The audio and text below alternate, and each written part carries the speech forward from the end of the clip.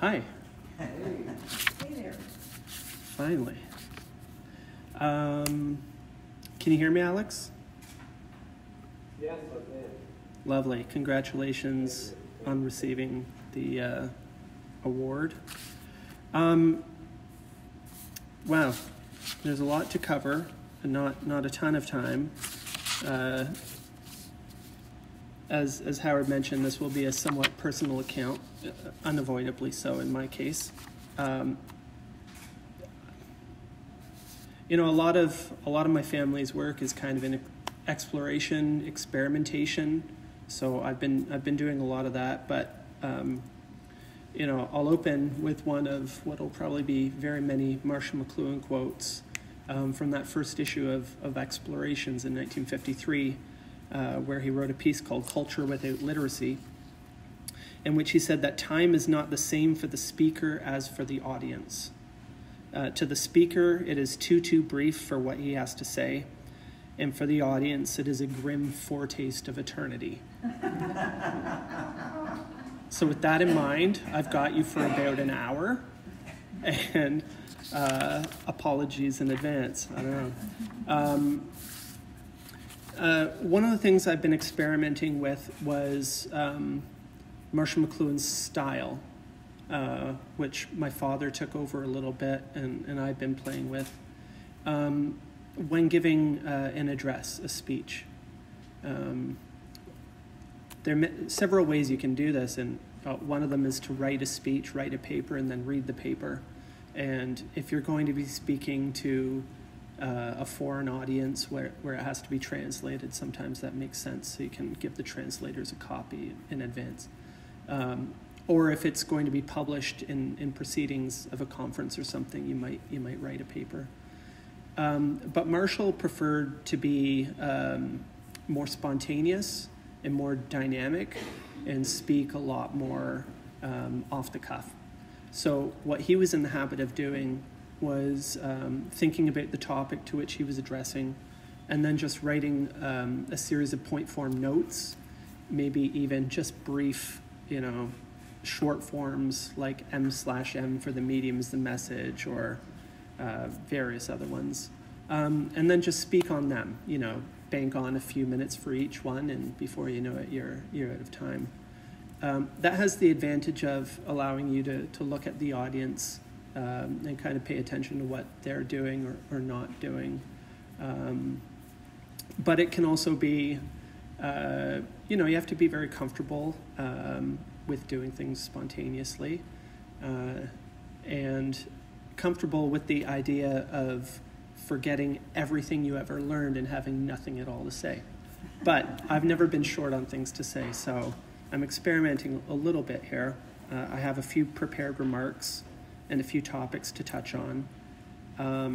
But first I wanted to thank Howard and Esther and the Marshall McLuhan Initiative for having me back here. I was in this room a few years back when my father and I opened and closed the conference. And so it's nice to be back here. So thank you very much.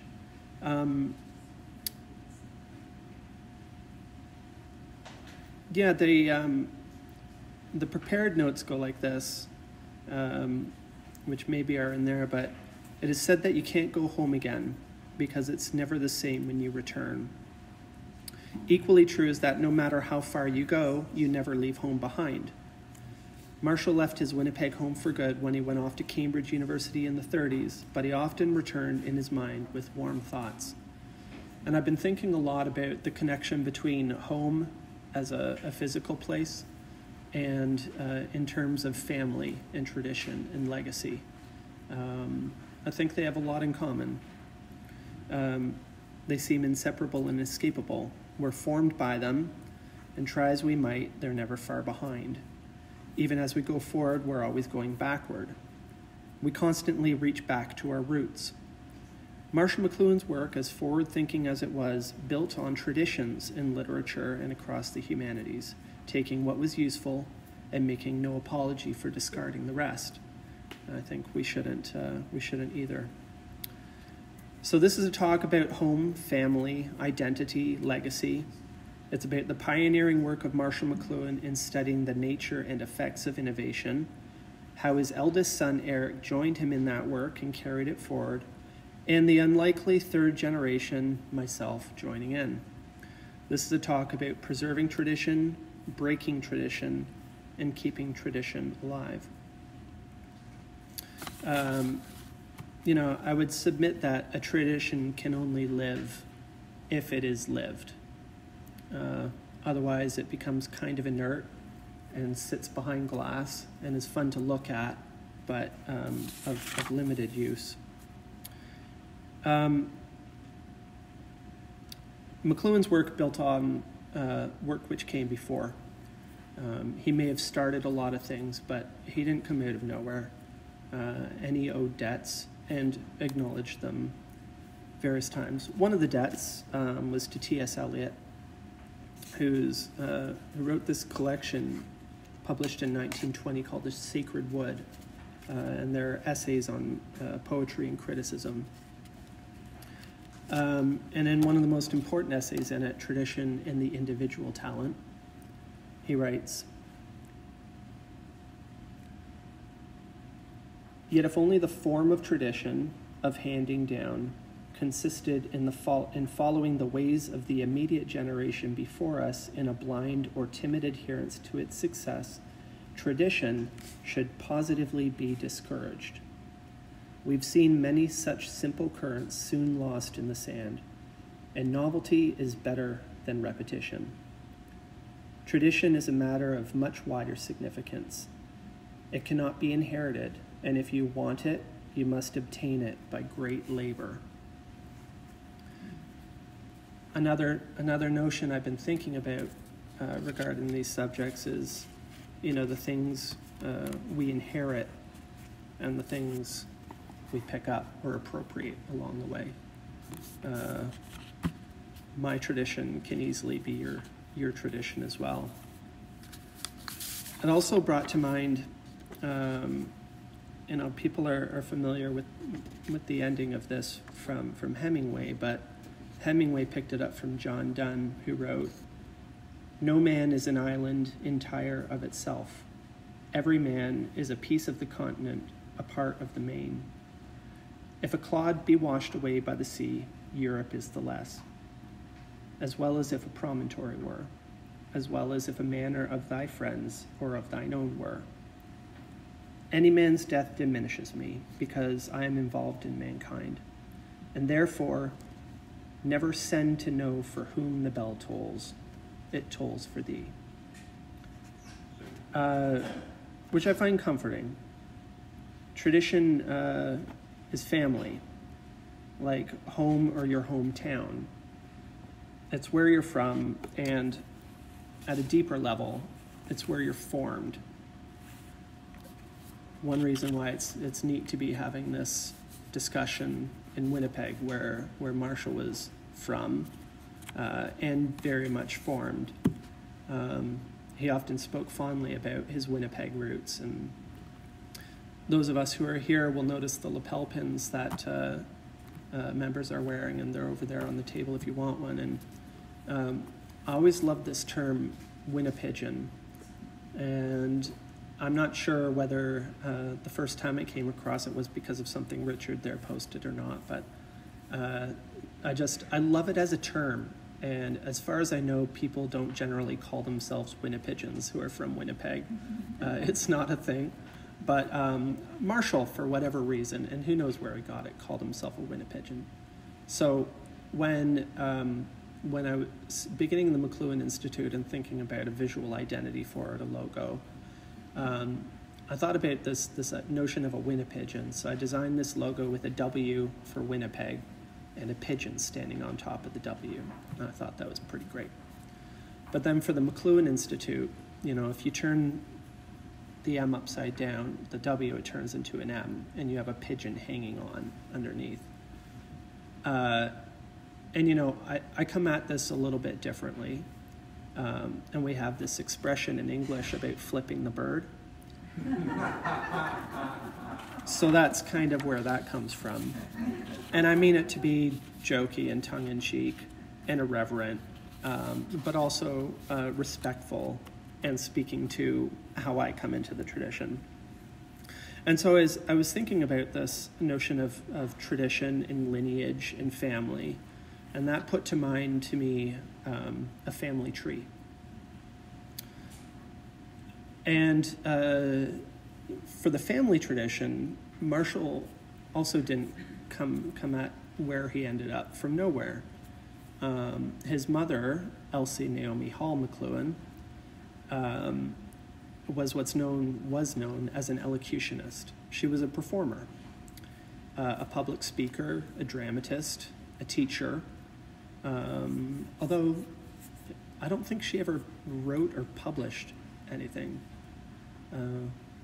Never thought about that. Maybe she did somewhere. But anyway, so on his mother's side, he has that tradition. And his father, Herb, was well known as a conversationalist, which is another kind of elocution and performance. So I think he caught it both ways when it comes to that. And of course, he threw his own self into the mix. And I'm very curious because, people have written biographies about Marshall. We have a pretty good sense of the family tree going back quite a ways. But I'm not sure who those people were or how their personalities or lives might have fed into that tradition as well. But it's enough to say that it didn't come out of nowhere. There's an interesting thing about traditions. When it comes to the crafts, for example, it's very common for there to be a family tradition. McLuhan and Sons, who may be carpenters or they may be craftspeople. It's a little different to have an intellectual tradition.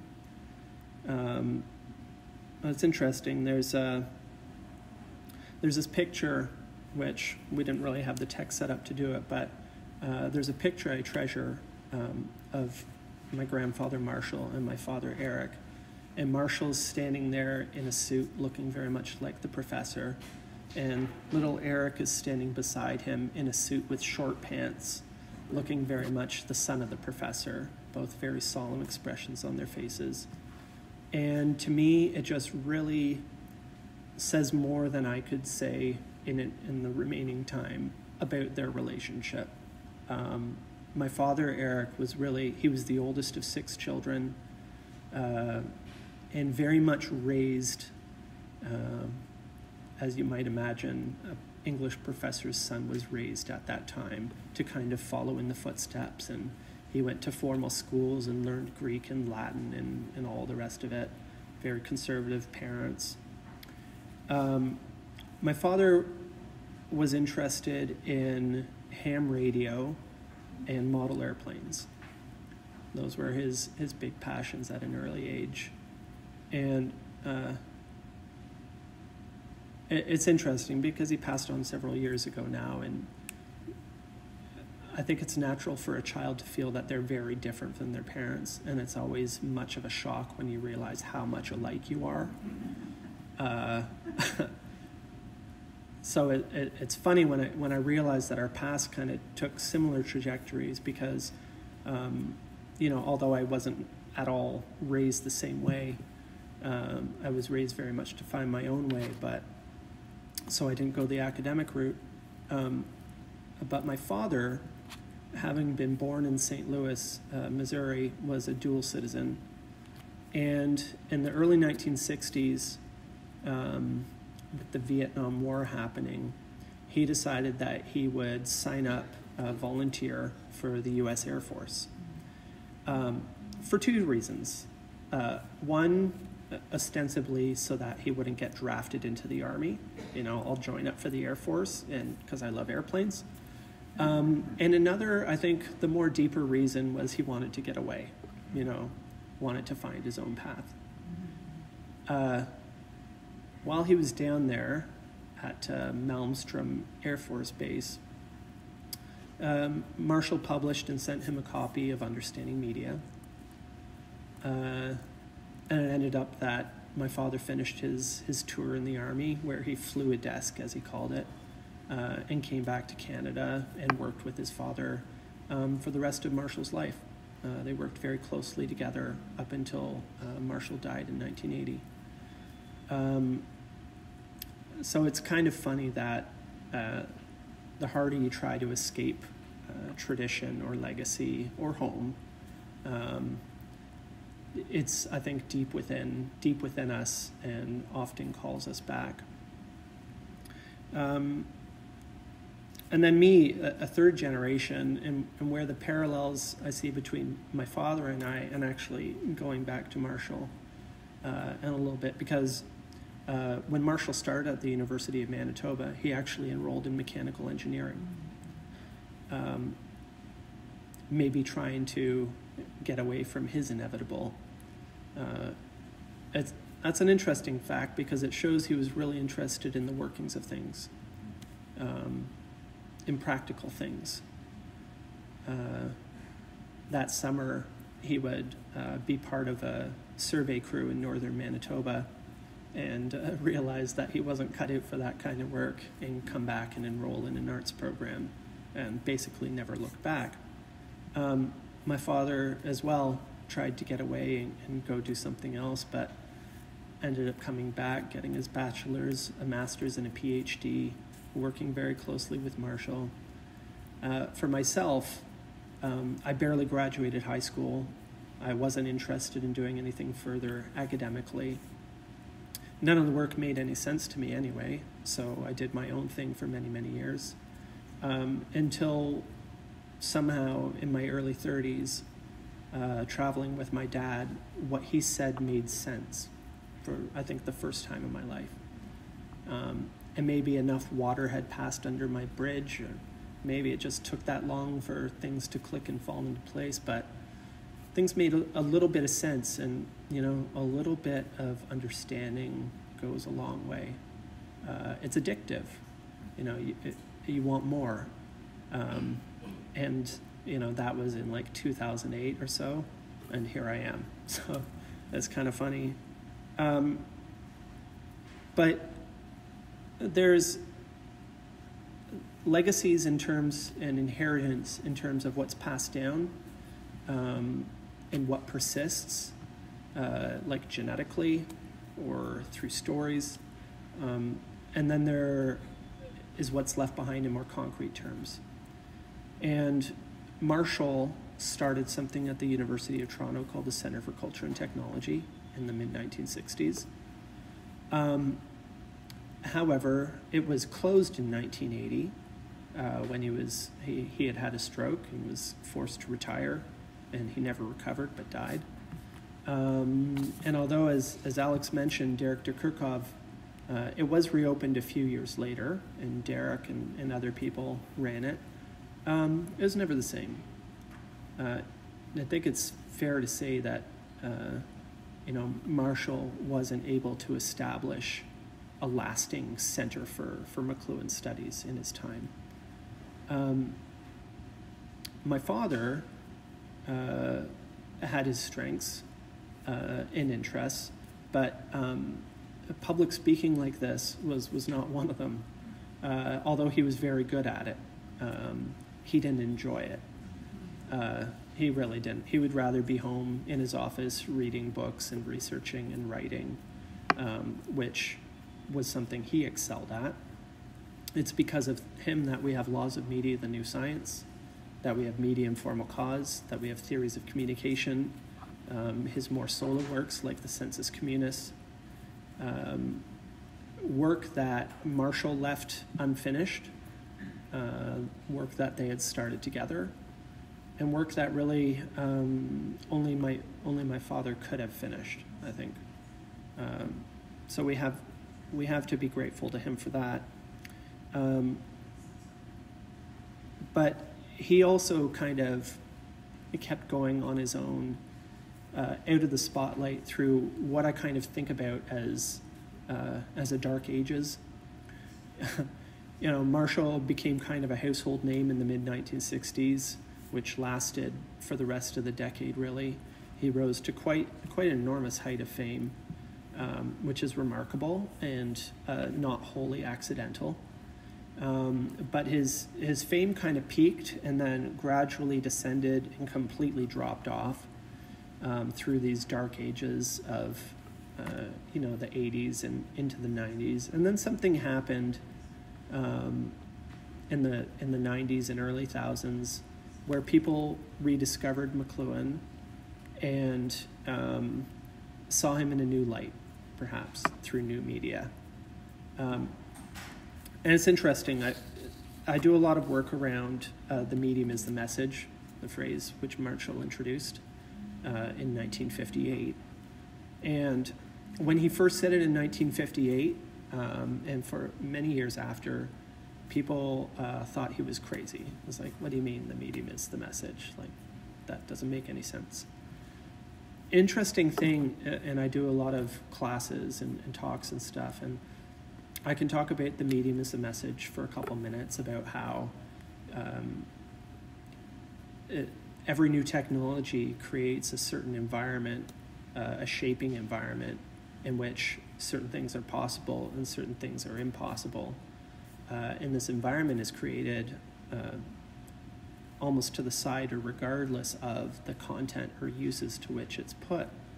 And that environment, that medium, is the message. And I can say this to an audience and people are nodding their heads, and it's not crazy, it's obvious or almost banal, which is interesting, and I think cause for hope, perhaps. So continuing this family tree kind of thing, very briefly, and I won't apologize too much because I did say in advance it'd be personal in talking about myself and family. I started traveling with my dad after I got more and more interested in the work and started looking into it more deeply myself. And maybe I'm part of my generation, but I'm kind of a sharesy guy. When you're passionate about something, you want to share it with your friends. So as I started to understand and learn and explore more, I wanted to share it.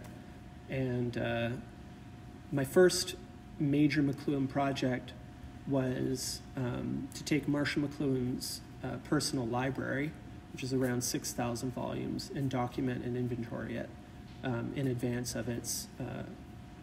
my dad, who had inherited it, had decided that it was time for it to move on. But before that could happen, it really needed to have an inventory. So I got the job. And it was just utterly fascinating. I think Howard has a copy, or you're donating one of his early books. But the way, I brought up Elliot earlier, a lot of the way that Marshall worked was in finding unexpected or extraordinary ways to apply other people's work. People like T.S. Eliot, people like Harold Innis, people like James Joyce, all kinds of people. And one of the main sources of this work was his books. So he would make little margin notes, and it's kind of his own documentation of his process of discovery. And to go through this, decades and decades later, as a grandson, was a really interesting thing because, Marshall died when I was 2 years old, and this was a way of getting to know him, a very intimate and personal way, and a fascinating way, and a way to get not only to know him, but also his work and his thought process. Like Alex, who started a blog and a Facebook page, I started a blog about it when I was doing this work because I wanted to share it. So this was before I had a phone, and I was taking pictures with my PowerShot and posting them online. And this blog lasted basically the lifetime of my project. And I started to give talks about the library and the things I learned along the way. In fact, my talk here was about that, basically. And from there, I started to get more interested in the ideas themselves and the methods.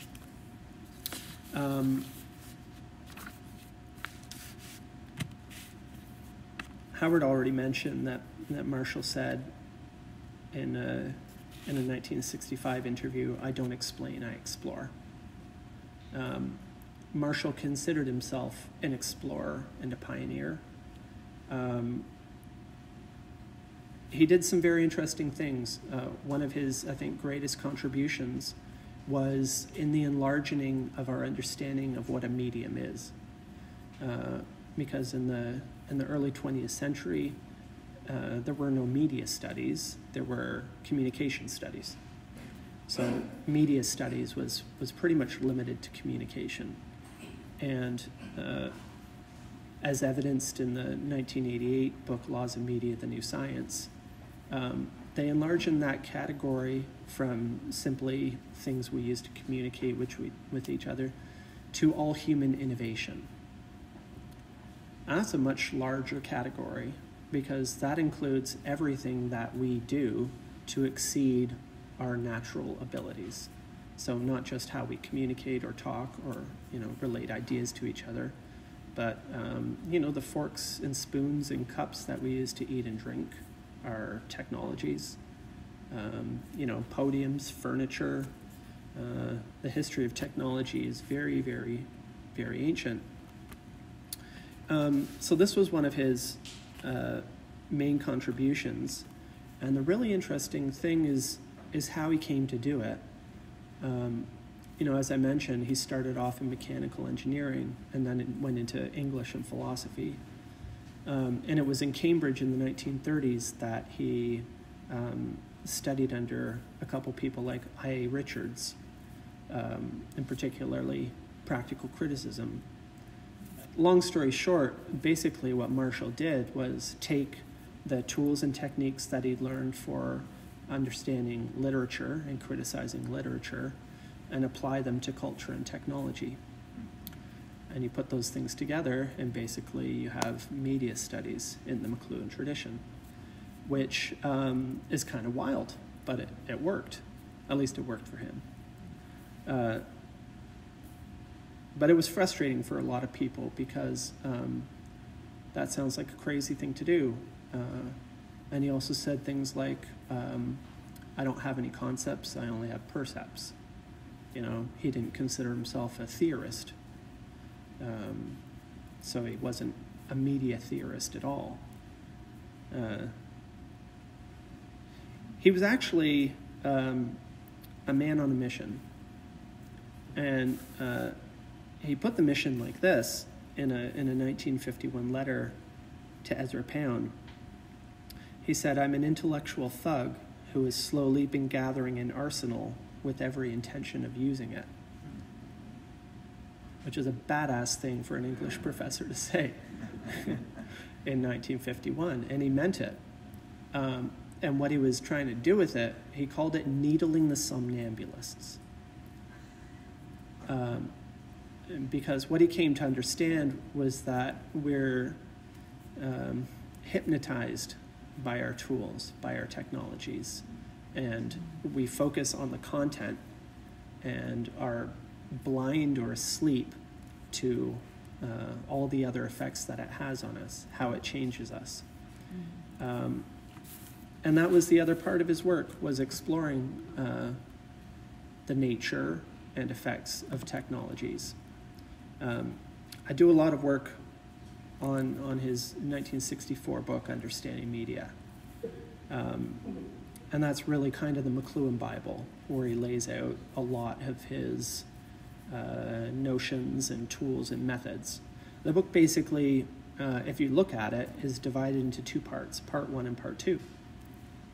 And part 1 is 7 chapters, which I kind of think of McLuhan's 7 liberal arts. And part 2 is 26 chapters, which correspond to the letters of the alphabet. Part 1 is 7 different tools or methods or perspectives, ways of looking at technology.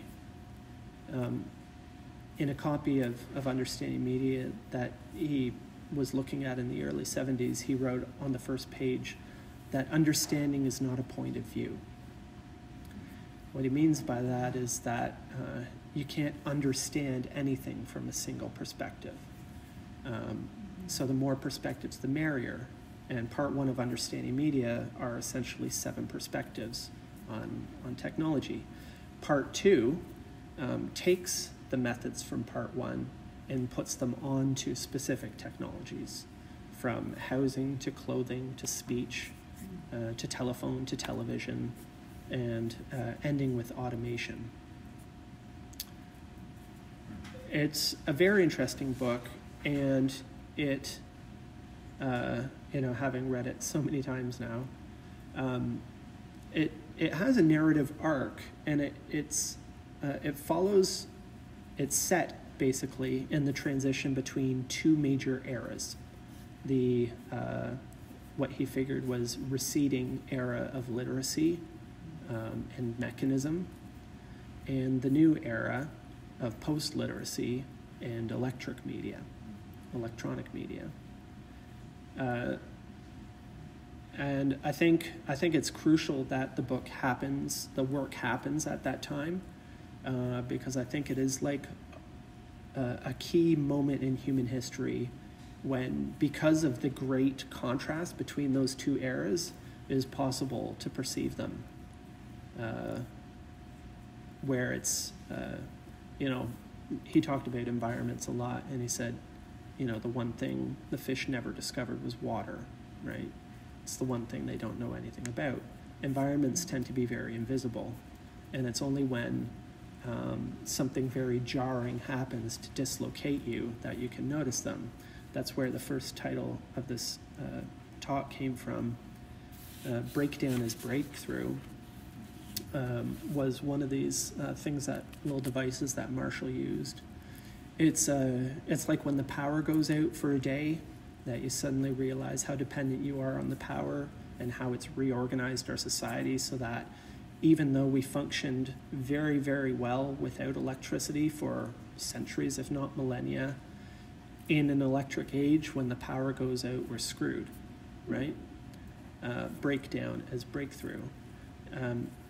Incidentally, not a McLuhan idea. He got that from a psychologist, R.D. Laing. And sometimes he would acknowledge that debt, and sometimes he wouldn't. Eliot, again, in that collection said, amateur poets borrow, professional poets steal.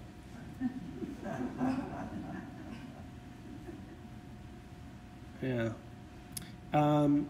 In Understanding Media, Marshall broke down the effects of technology into 2 major categories: the personal or individual, and the social. So technologies affect us personally on a fundamental sensorial level. They affect our, any input. Our senses are not passive instruments, but they're formed by what goes through them. And our senses also exist together in a balance or ratio among themselves. And we are basically the sum of our senses as human beings. Our preferences depend on how our senses respond to things. When something is sweet, we like it. When something's too loud, not so much. If our senses are calibrated a certain way, we'll like or not like things a certain way. A guy named Jacques Luciran wrote a book called And There Was Light. And funny story, but at the Center for Culture and Technology one day, my dad told me this story. Marshall, my grandfather were there, and somebody came by who had just translated Understanding Media into Braille. And I think it was a lady.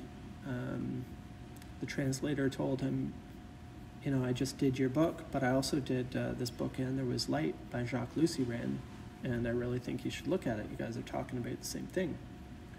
And There Was Light by Jacques Luciran is a fascinating account of this French World War II resistance figure who, at a very early age, in a playground accident, became almost completely blind over a series of days.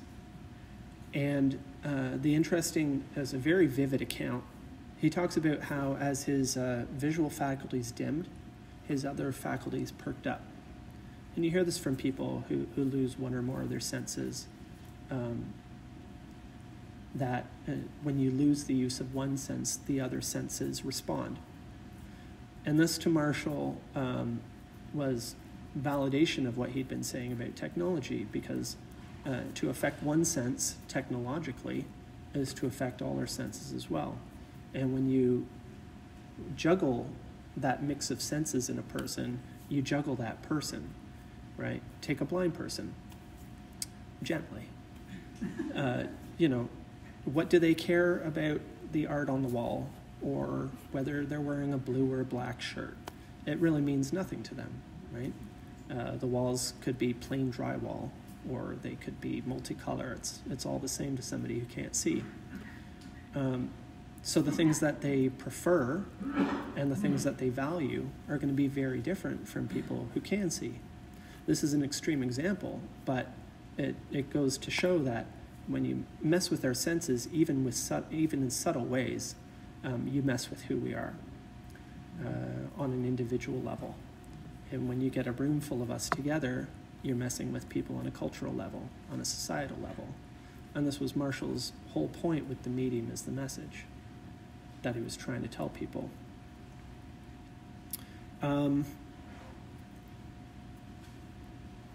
So yeah, he was a man on a mission, and he had methods to his madness.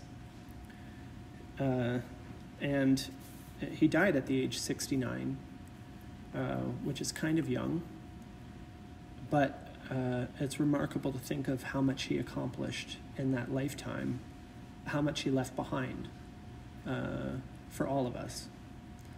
While Marshall saw himself as an explorer, I've for a long time now seen myself as a guide.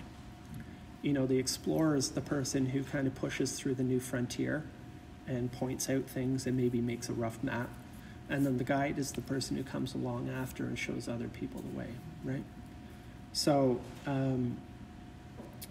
I've been soaking things up and paying as much attention as I can. And with regard to understanding media, it's a funny thing that happened. Everybody changed what they do when COVID happened. At the time, I'd run for about 10 years a small business doing furniture upholstery, just on my own. And it was great because it's something I could do on my own time. And if I needed to take off a couple days to travel with Dad somewhere, I could. So it was really handy.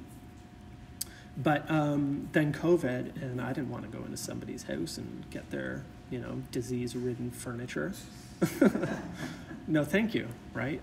So I had to think of doing something else. And funnily, at the same time, I actually love Twitter. Twitter's been very good to me. I use it a lot to play with language. And every once in a while, I throw down my gauntlet one way or another. And I was just kind of pissed off. Don't underestimate being pissed off, because great things come from being pissed off.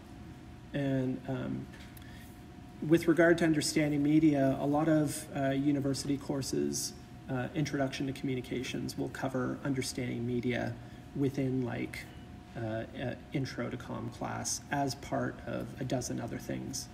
And I was just saying that that's ridiculous. You can't do justice to this book in one class, or even part of a class. You'd need to take a whole semester.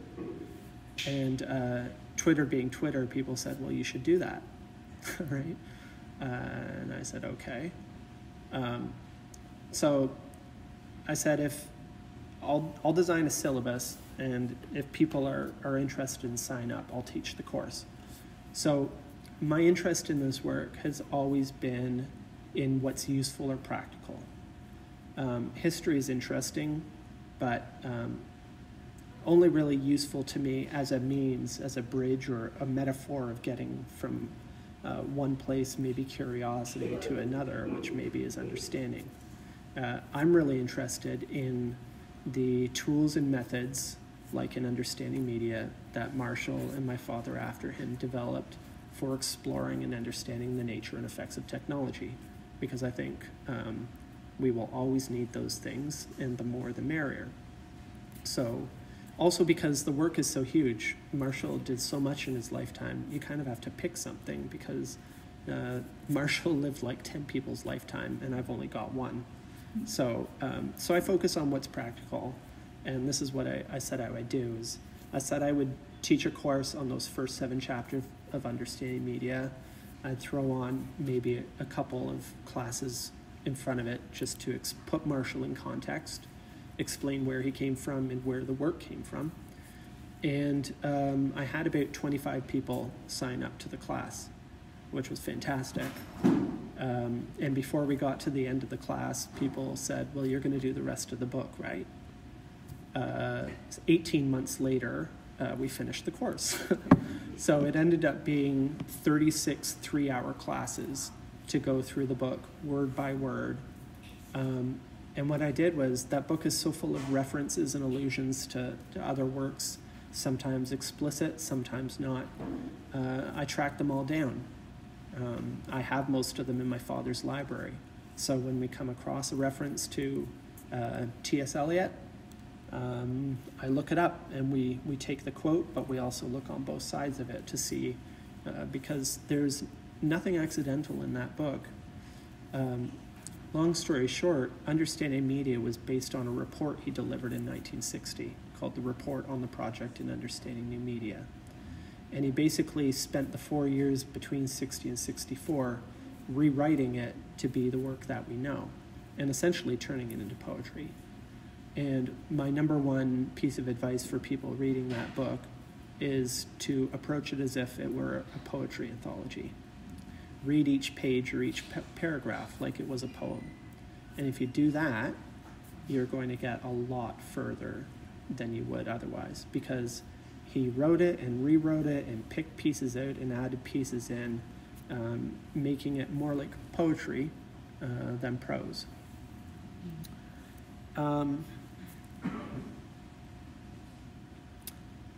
So that's Marshall in a nutshell.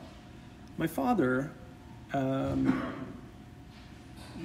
his last speech, actually the night before he died in 2017, said, "Media ecology is not a spectator sport," which was a very strong statement about how he felt about media studies, media ecology.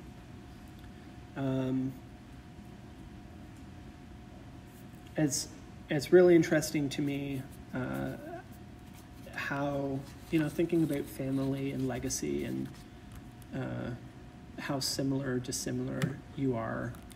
It's interesting to me that while my father and I were very different people,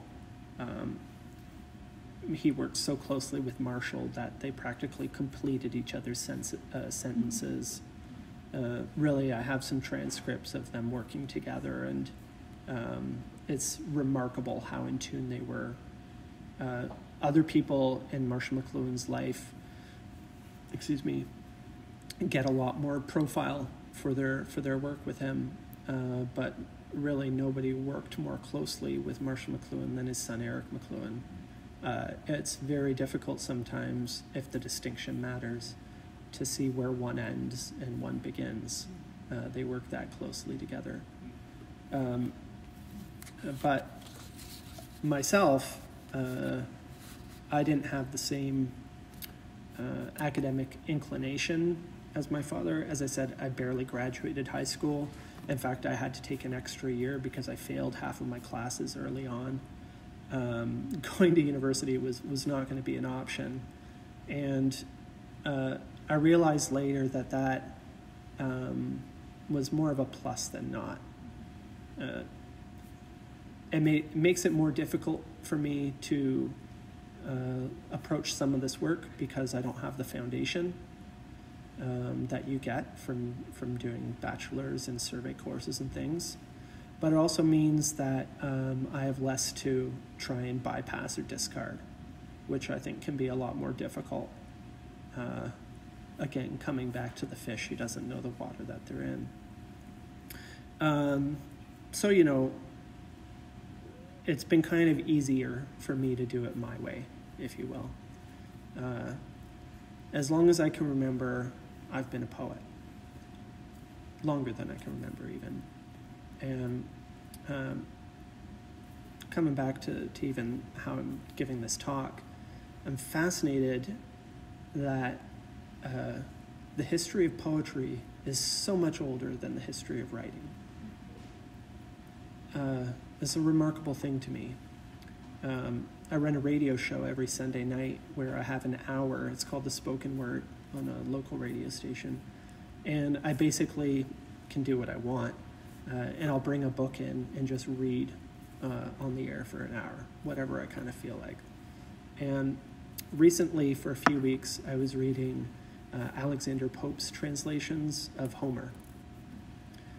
And this is a remarkable thing to think about these early poets like Homer, who before the invention of writing came up with poems that took hours, if not days, to recite.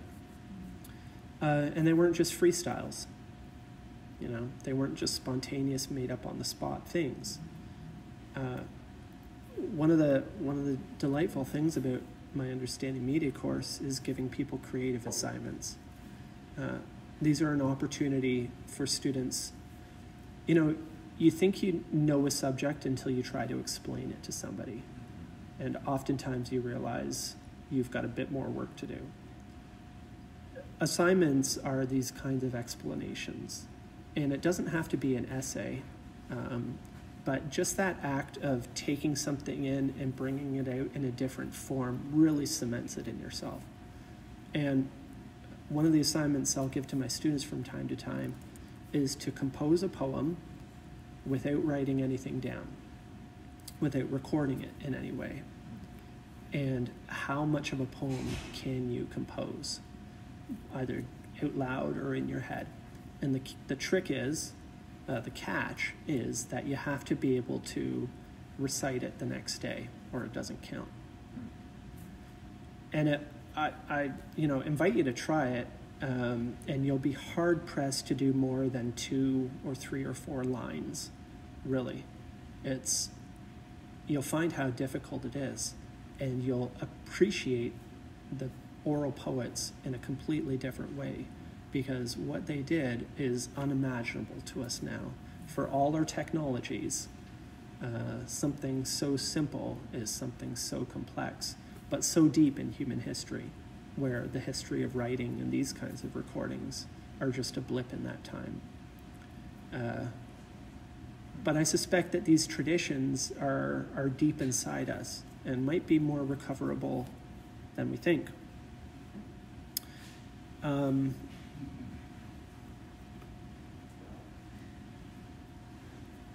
We can wrap it up and leave a bit of time for questions, but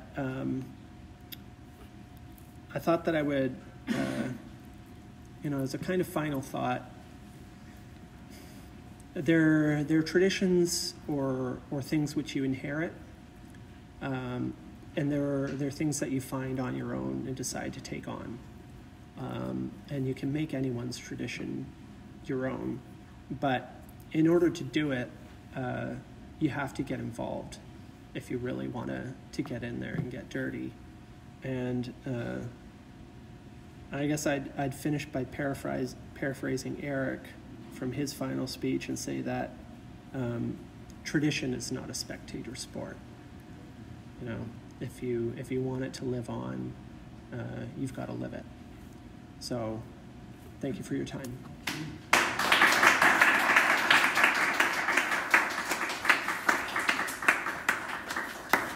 I had a million other things to say, but they could come up. Thank you, Andrew, for your most engaging, intimate, and enlightening reflections on your family and being here in, Winnipeg and the site of the Winnipigeon. It's really special for us to hear that from you. Thank you.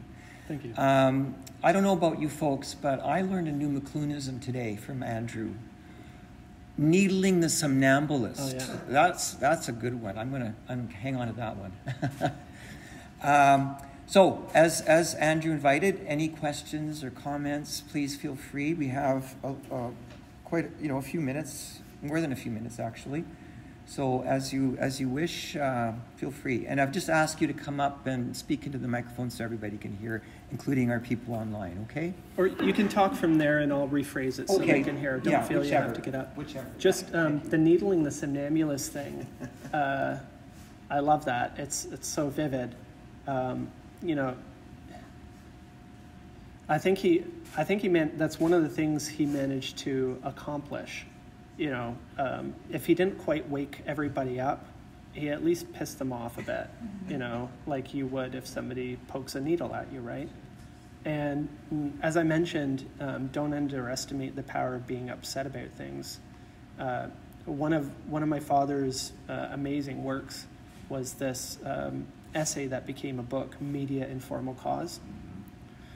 And that came about because he was just supremely annoyed at how people were talking about formal cause and how he felt that people were saying that Marshall McLuhan used formal cause. And my dad was a really polite guy, and he was that kind of academic that you don't be rude and just tell people they don't know anything. You write an essay. But this is the kind of academic he was, that in order to do this justice, he went and retaught himself Greek, because he realized formal cause, this fourfold causality, is a concept that comes from Aristotle. And a lot of the problem that Eric identified was in mistranslations of the Greek. And so the modern, where he feels people went astray, was that the translators didn't have an adequate understanding of what was entailed by formal cause. Because for McLuhan's, another way of saying formal cause is environmental cause. It's the environment as a cause. It's like the fact that we are, 93 million miles away from the sun or whatever, the fact that we're just the right distance from the sun and have just the right relative humidity and just enough nutrients in the soil means that we can have certain types of life on Earth. That's formal cause. And so, again, don't get mad, write an essay. Yeah. You said that your grandfather died when you were 2. Yeah. Now that you've had time to study his work, if there is one question that you could ask him, what would you ask him? It would be something personal. Yeah, so Alex Ruth, she asked if, because I was so young when Marshall died, if he were alive, what would I ask him? And the great thing, and why this can be anyone's tradition as much as mine, is that he left so much behind. And he's so present on the internet. And there's hundreds of hours of audio recordings, video recordings, never mind the books and articles and interviews. Just about any question you have, the answer is out there. And if not explicitly the answer, at least the way of getting to the answer, And it was a bit kind of dark days after my dad died, and I realized, shoot, he's not there, and I have so many questions. What am I going to do? Because I really just started getting interested in this stuff when my dad died in 2017. I really just dove in earnest, and thankfully it wasn't very long before I realized how much my father had left behind, physically, and I don't want to get too weird about it, but I feel him around me, and he's very present in the office, in his space. It's not that, a book falls off the shelf and hits the floor and there's my answer, but it feels like that sometimes, It's the library, his library is such an amazing a library is an amazing thing, you know, especially one that's been assembled with such care and used. This was something that I discovered about Marshall's library. Just to get weird about it for a second, you know, they say if you weigh somebody before and immediately after they die, there's a measurable difference, something like 21 grams. And some people think this accounts for the soul, perhaps. But I think about Marshall and Eric's libraries, and I think about all the ink and pencil in them, and I think if you were to add all that up, it would add up to something. But more than that, I think that the time you spend, the energy you put in, leaves a trace as well, a kind of psychic energy. There's a really fascinating exhibit here about spiritualism and stuff, and ghosts. But that sounds a little weird, but what can I say? If you were to walk into people will walk into the office, and it's undeniable. It's a living, kind of breathing, kind of magical space. I can go in there and go pick a book off the shelf to look up a thing, and then it's like 3 hours later. It's like, oh man. And maybe that's a mixed blessing. But what I would ask him, not to dodge the question, would have to be something very personal. I'm, thinking about the earlier conference. People have asked me several times about Marshall converting to Catholicism, and it's a known story that, again, the experimenter, the explorer, he decided to find out if there was something to it, or if it was the most massive hoax perpetrated on human history. And the way to do that was through prayer. So apparently he prayed just very simply, Lord, give me a sign. And all I know from my father was that he received a lot of signs, but I'd be really interested in knowing what they were. And people have asked me, and I don't know.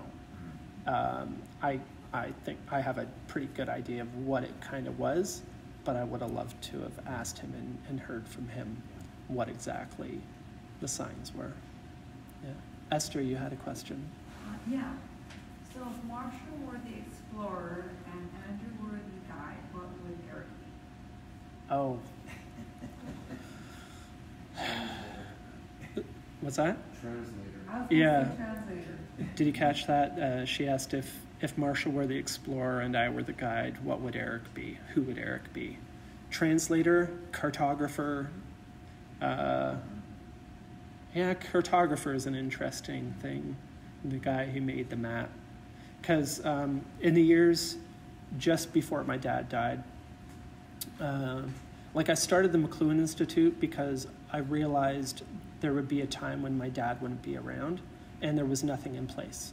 The Center for Culture and Technology didn't last. My dad didn't start anything. Different programs do some McLuhan work, but as far as this tradition, it was him. And when he died, I felt it died. So that's why I started this thing called the McLuhan Institute.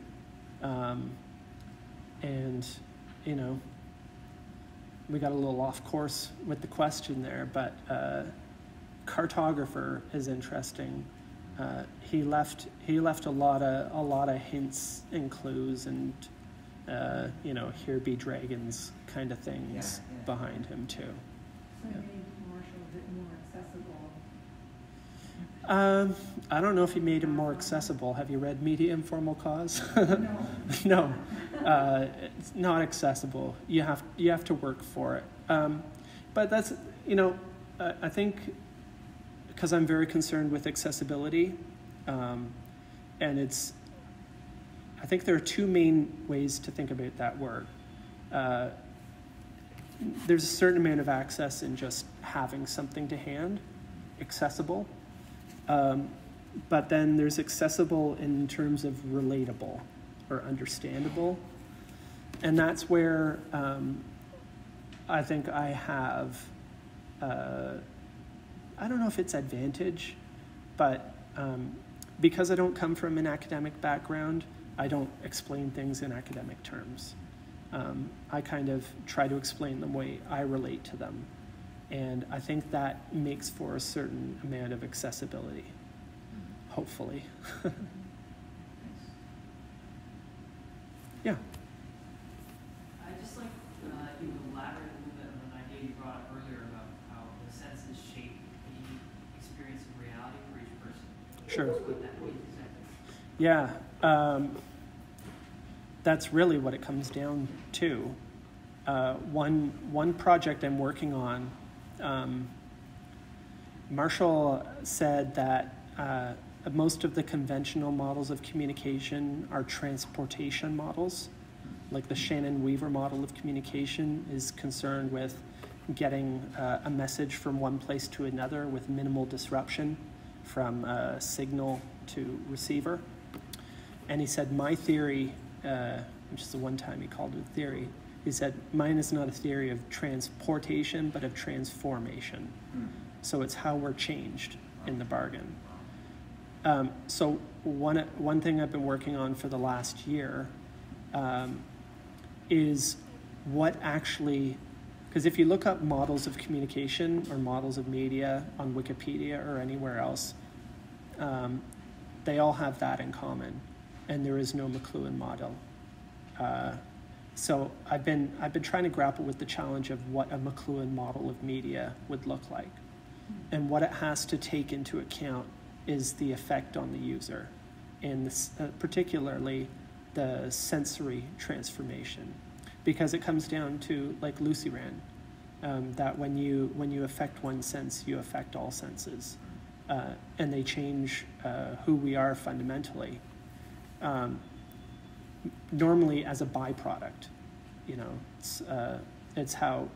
That's the meaning of the phrase, we shape our tools and thereafter they shape us. They shape us on that fundamental level, not so much by concepts, but by changing who we are.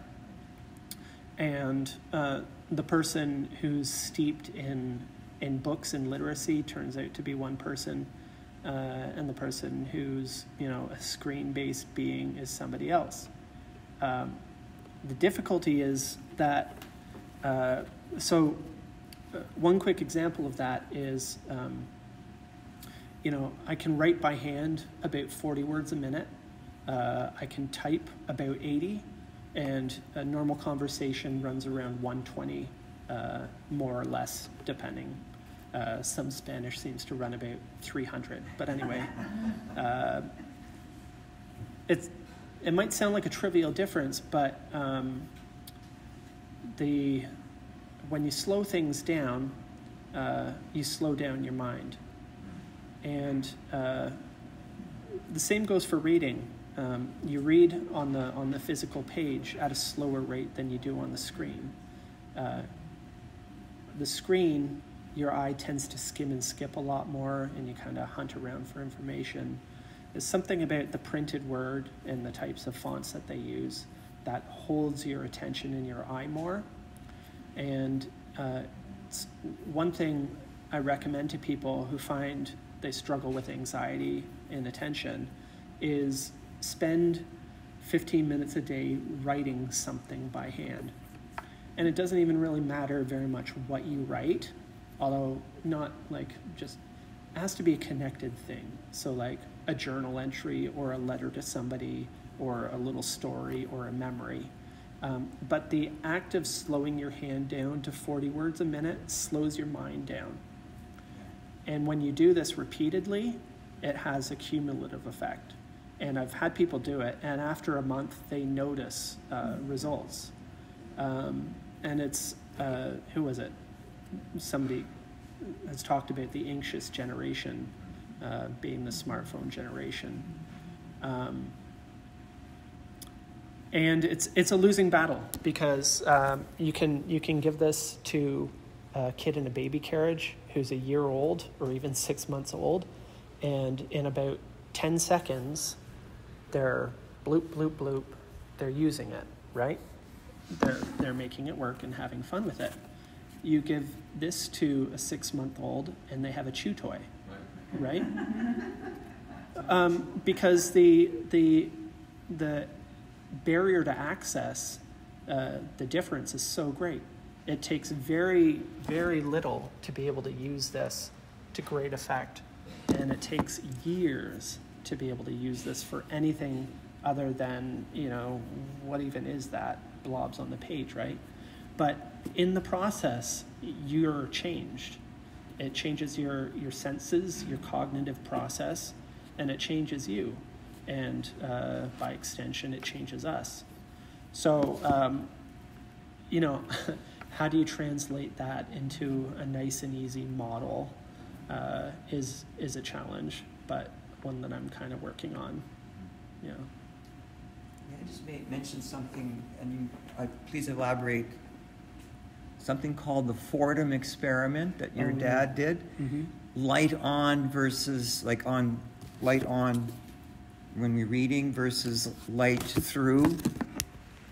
Something like that. Maybe if you'd like to elaborate on that. Like you touched on it, and so I just wanted to bring it. Well, that's, there's a thing, you can look it up, known as the Fordham experiment. So in 67-68, Marshall McLuhan was awarded the Albert Schweitzer Chair in the Humanities at Fordham University, which was kind of controversial at the time because they gave it to a Canadian.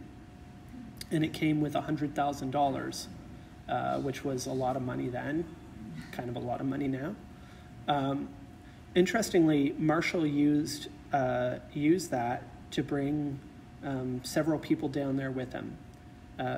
So he didn't keep the whole 100K himself. He brought my father, Eric McLuhan, George Thompson, that's the name I was looking for earlier, Marshall McLuhan, George Thompson, Harley Parker, and Edmund Carpenter, colleagues of his from the University of Toronto and otherwise.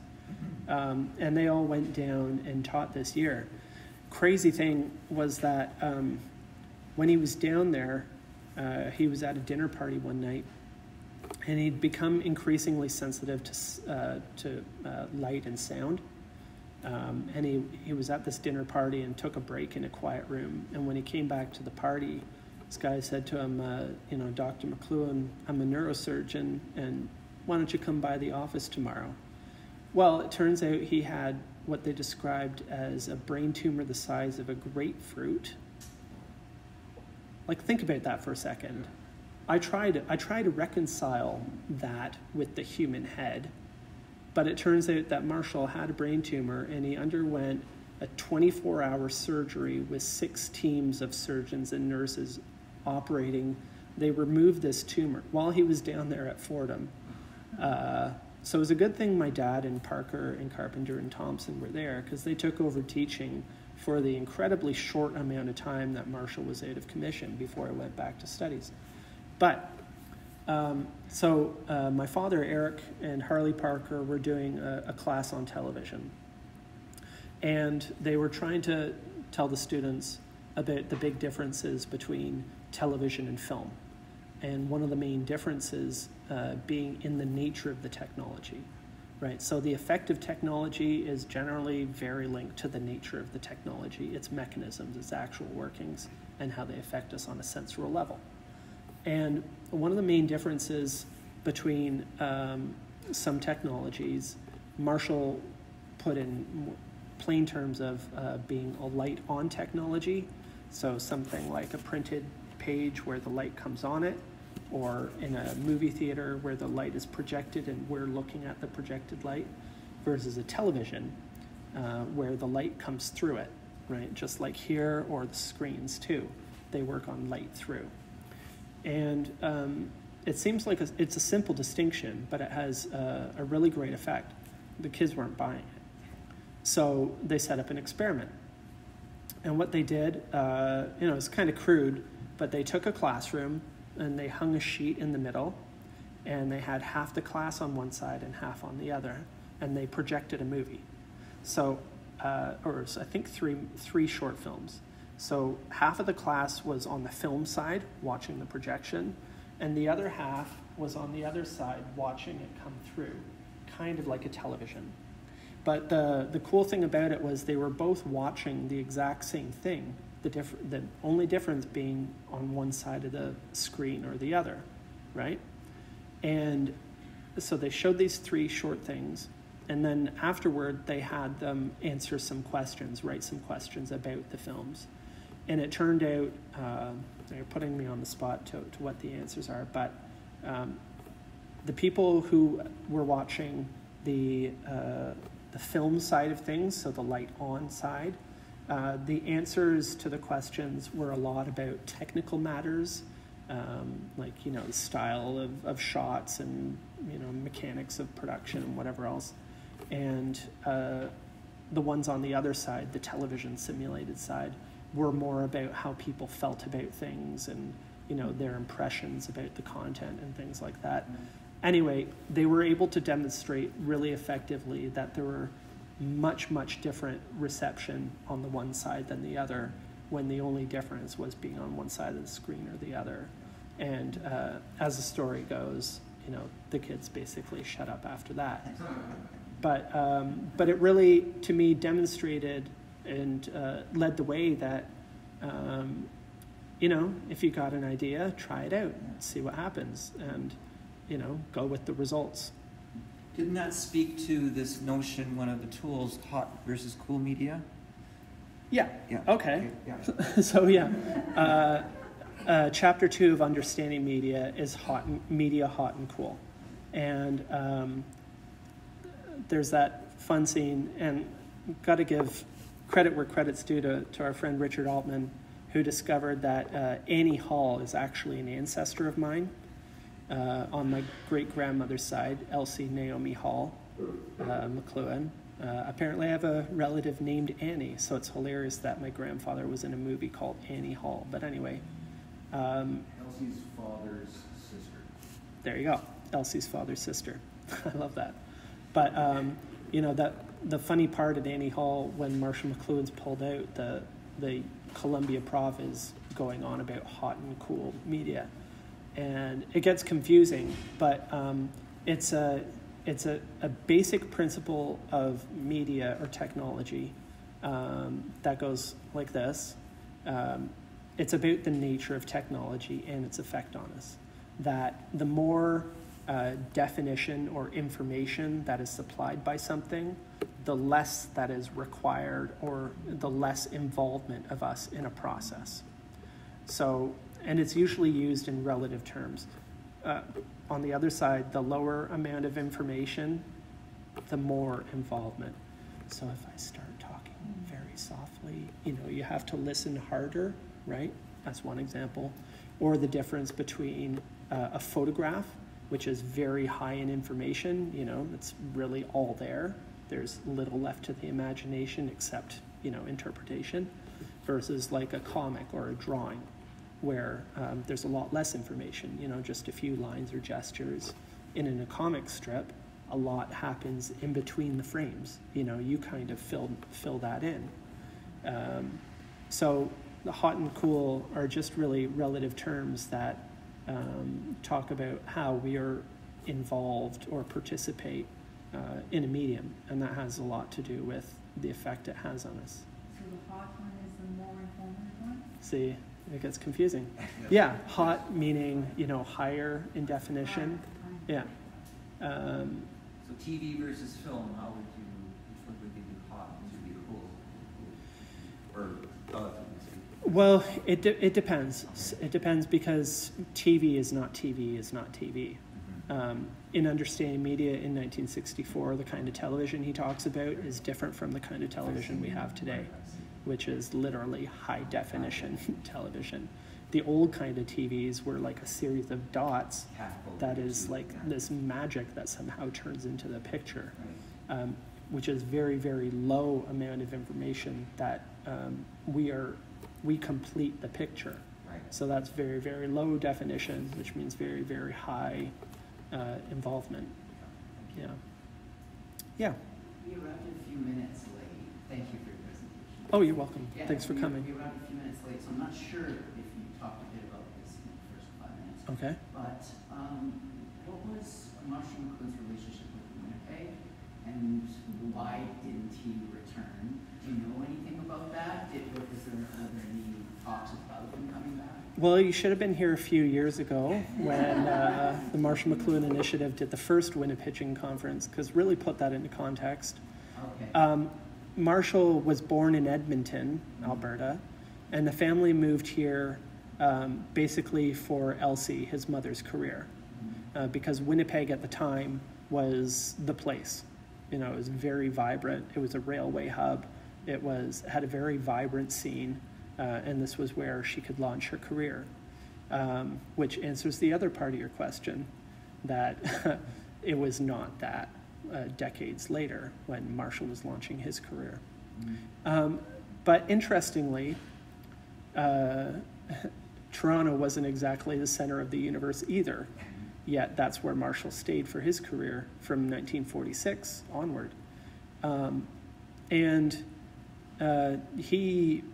He probably could have gone to any university he wished when he was, you know, at the height of his fame.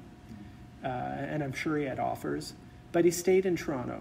And this is interesting because Toronto really didn't give him a lot of love. Certainly the university was not a friendly place to him most of the time. But I think Marshall liked that. For one, he was left alone a lot. And if he'd gone to Harvard or, you know, wherever else, it would have been more difficult to get work done. So it's kind of advantage to be somewhere you're ignored, because you know, you can get things done. Like that's why when I live in rural Ontario, like a 2-hour drive from Toronto, literally between farms. And when I thought about starting the McLuhan Institute, people were like, "Oh, well, you'll need to be in New York or Toronto," and I thought, no, I really don't. And the great thing is you have to really want to come visit me to come and visit me, like you know. So I'm left alone, and the advantage with the state of things, you know, I used to joke that I can only do my understanding media course because of the internet, because nobody who lives around me has even heard of Marshall McLuhan, much less would be interested. And that's an exaggeration, but then this time around, somebody who lives just a few kilometers away signed up for my class. So I can't really use that joke anymore. But, you know, it's an affordance of the internet that I can be available yet invisible. Yeah. So, you know, Marshall talks fondly about his time in Winnipeg, about how formative it was on his worldview. You know, the vast prairie skies and possibility. Not so fond that he would want to come back and live here, I don't think. Thank you for coming. Yeah. Going back to that distinction we were talking about, more and less involved media. Yeah. Is engaging consistently with less involved media, does that affect your critical thinking?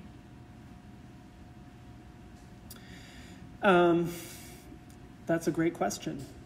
What do you mean by critical thinking? Well, your ability to self-reflect, I guess, would be the best way. Would that be, are you adding that to the concept of general awareness? Well, I'm just wondering about your engagement with media. If some media is more or less involved for you, Yeah. if you're not involving yourself and thinking very deeply with certain media, does that mean that you're not practicing good thinking?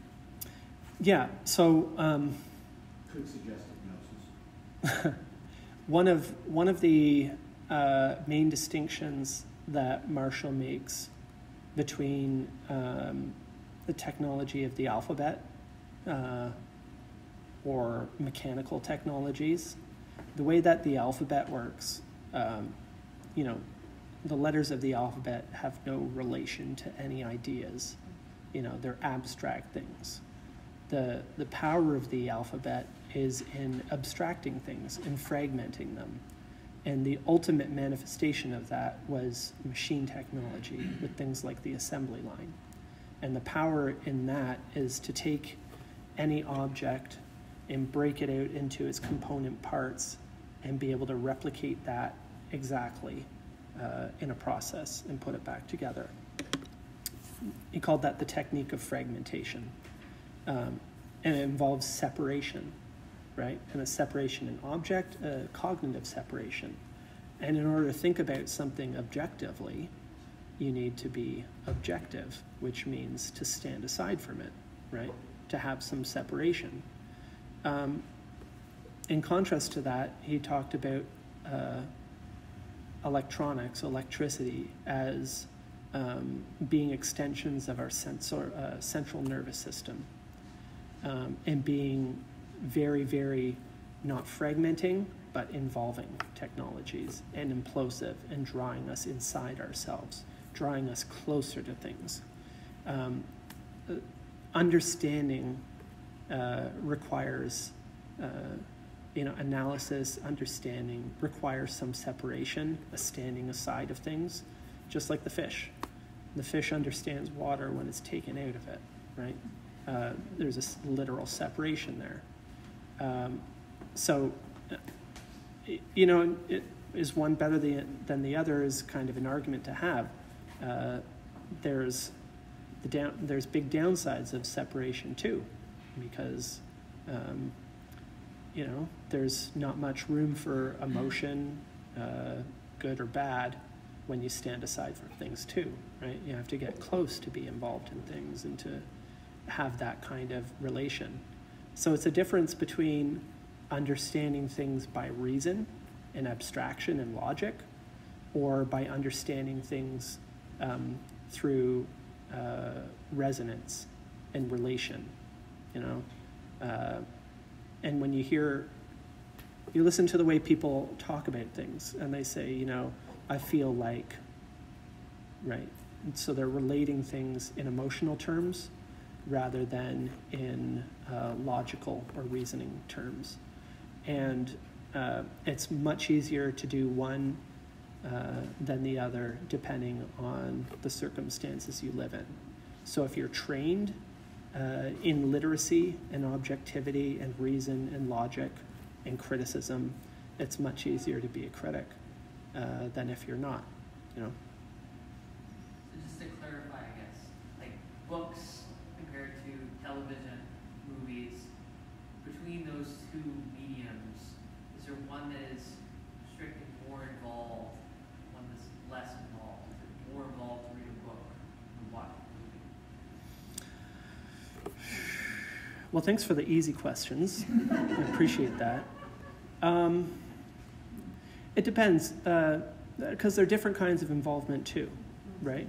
When you're reading, a funny thing is, like I said, I do this course, and it involves me basically reading the book aloud 3 hours a week for 18 months. And near the end of it, one of my students told me that when he reads the book on his own, he hears my voice in his head reading it, which is wild. Was that? Who says that? One of my students. Yeah.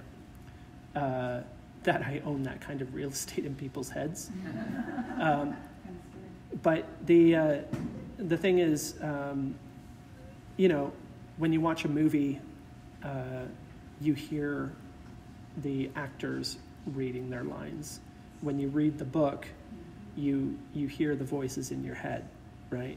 It's a different kind of a completely different kind of thing, right? Same difference between on the telephone talking with somebody or on Zoom talking with somebody, right? When you're on the telephone, your mind kind of fills in a lot of the gaps, and you picture things, versus when you're on a Zoom or you can see people, as they are or whatever.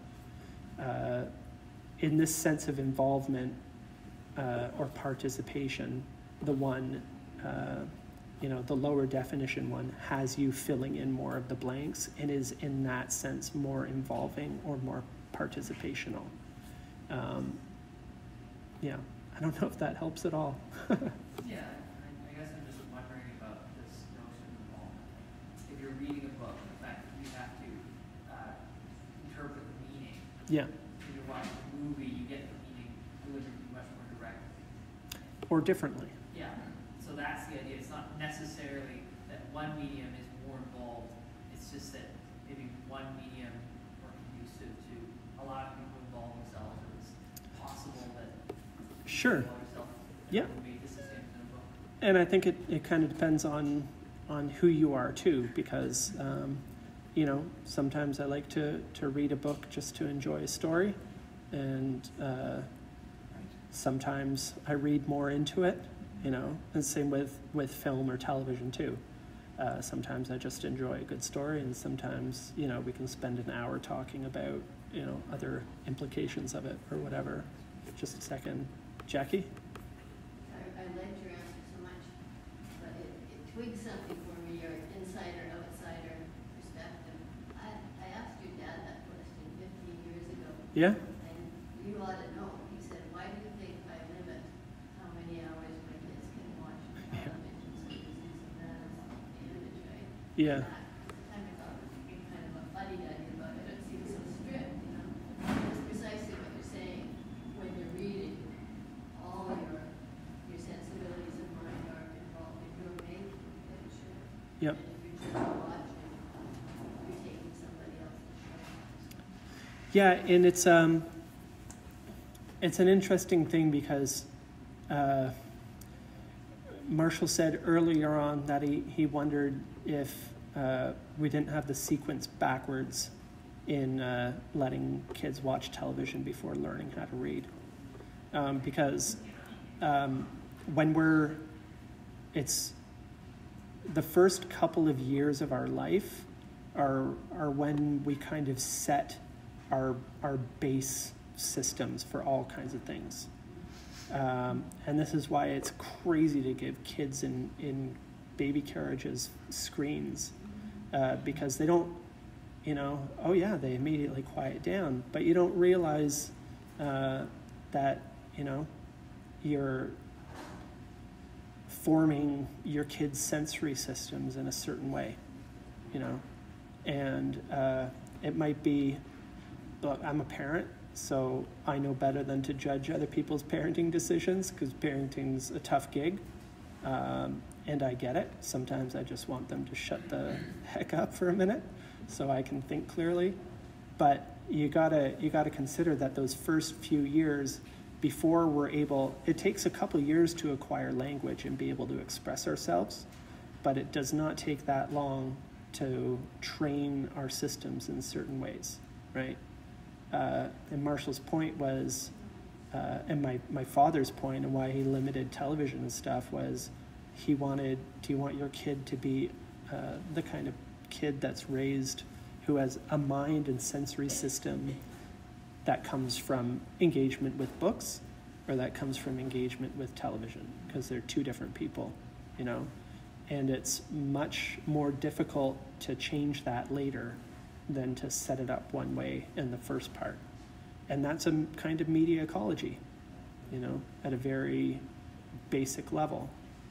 I don't think, again, to why I suggest people spend 15 minutes a day writing, because, you know, we maybe set our base things at an early age, but we're plastic things, you know, our senses, our minds change, right? And that can happen as a side effect or as an intended effect. It's kind of up to us. So one thing I try to do, and it's impossible, but I try to balance my book time with my screen time. And it's impossible to do because you spend hours on the day word processing and searching the internet and Zoom calls and whatever else, and it's hard to find an hour a day to read. So it's almost impossible, but that doesn't mean you shouldn't maybe try it. It's who do you want to be, I guess. Yeah. Yeah. Excellent.